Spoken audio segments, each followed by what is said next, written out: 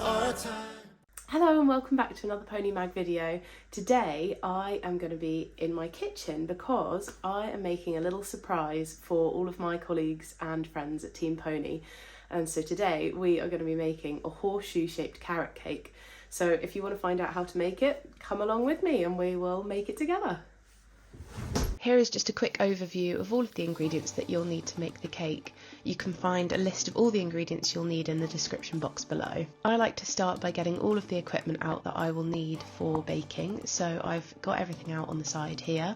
You can also find a list of what you'll need in the description below along with a step-by-step guide. I've just started here by cutting to size the baking paper so that the cake doesn't stick to the sides.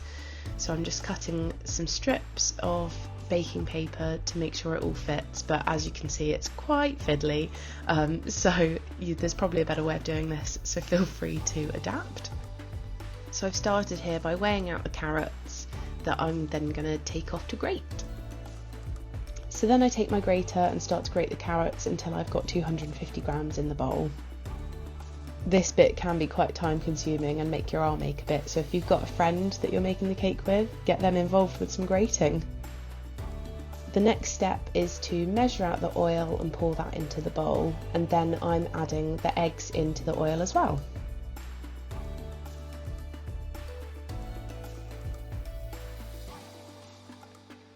Now you want to add your light brown soft sugar into the bowl along with the oil and the eggs. Here you could measure this into a separate bowl so that you can confidently tip it in, but I didn't have another spare bowl, so I just tipped it into my hand before it hit the bowl so that I didn't contaminate the sugar before it went in the bowl.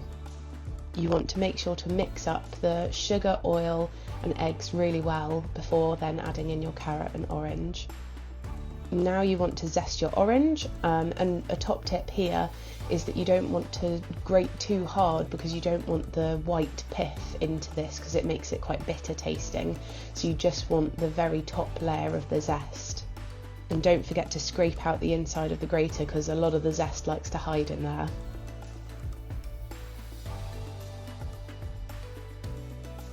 Then you want to add your grated carrot back into the bowl along with the grated orange zest.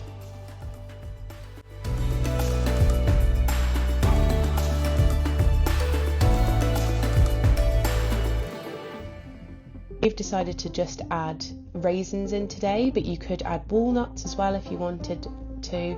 And so at this point you add in your raisins and give this cake mix a really good mix to make sure they're all evenly distributed.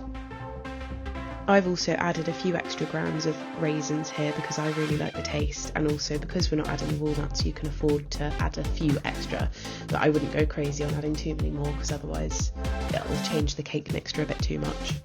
Next you want to add all of your dry ingredients, so I've weighed out my flour in a separate bowl and then I'm adding all of my spices to the flour.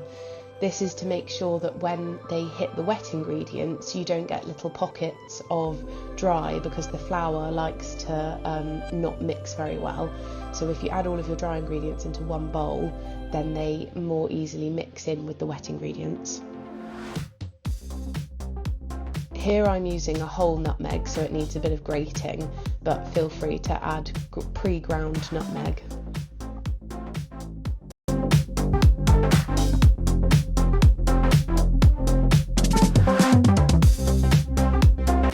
Now you want to tip in all of the flour and spices into the rest of the cake mixture and give this a really good fold through, making sure to mix every little pocket of flour in because you don't want any dry bits throughout the cake because that would make it taste really horrible.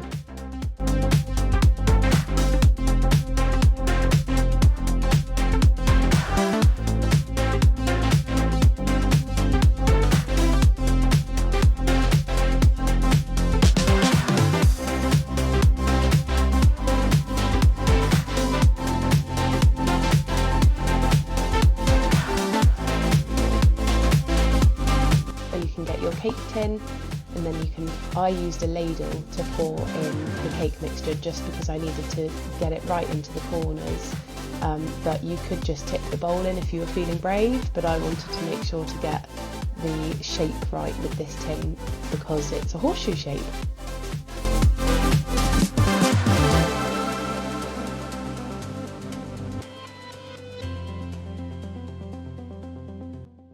Then once the cake is all in the cake tin, you want to put that into the oven to bake, and in the meantime you can start making your buttercream. So I'm just measuring out the butter and the icing sugar here and adding some vanilla extract.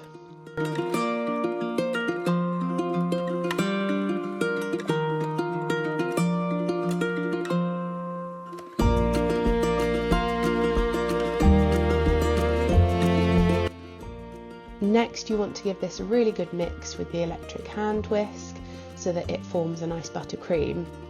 And then after you've whisked it all together, you can add the cream cheese. With the cream cheese, you want to make sure that you don't add any of the liquid that might be in the cream cheese packet, so you can always tip this away into the sink. Then you want to give this another really good mix until it's all really well whipped up together.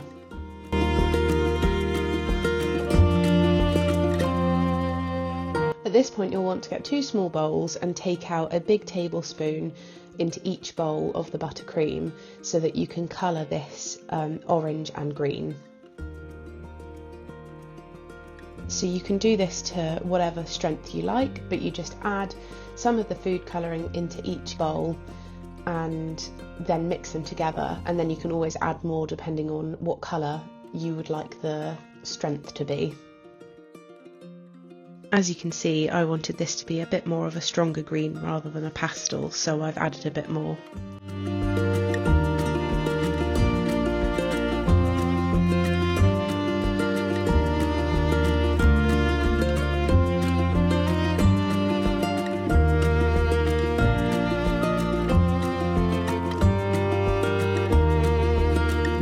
Once you're happy with those colours, you can set them to the side and they can wait until you're ready to decorate right at the very end.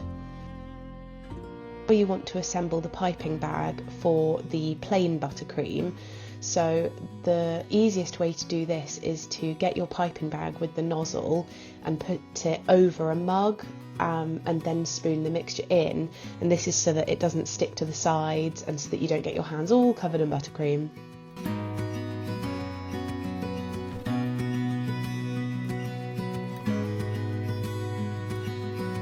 Then you want to carefully squeeze it down the piping bag so that it doesn't come back up at you, and then you want to give the top a really good twist so that it keeps going down the piping bag.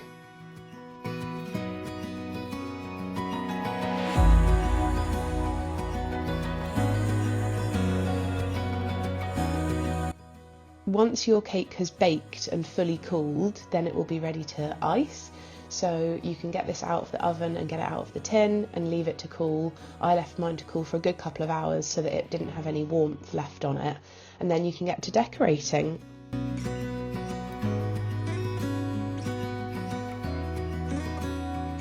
Decided to leave the cake plain with a few little decorations. Because it's a horseshoe, I've gone in with some little nail details, and then I'm going to add some carrots on top. But you can get creative with this. You can decorate it however you'd like.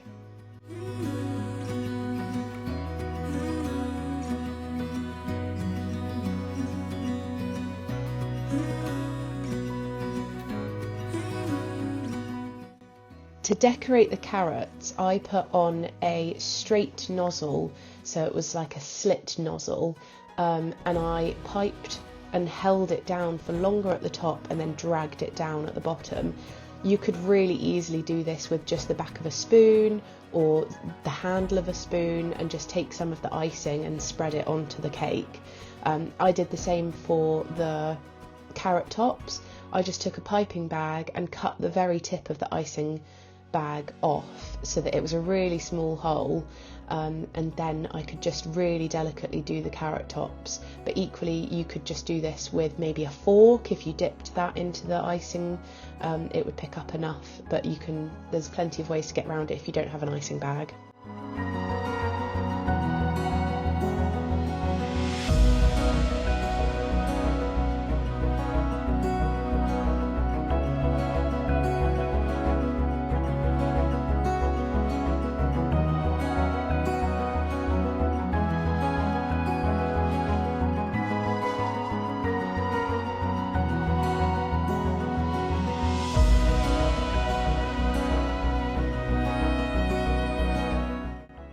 here's just a little up close of the carrots and the details on the cake so that you can see it a bit closer.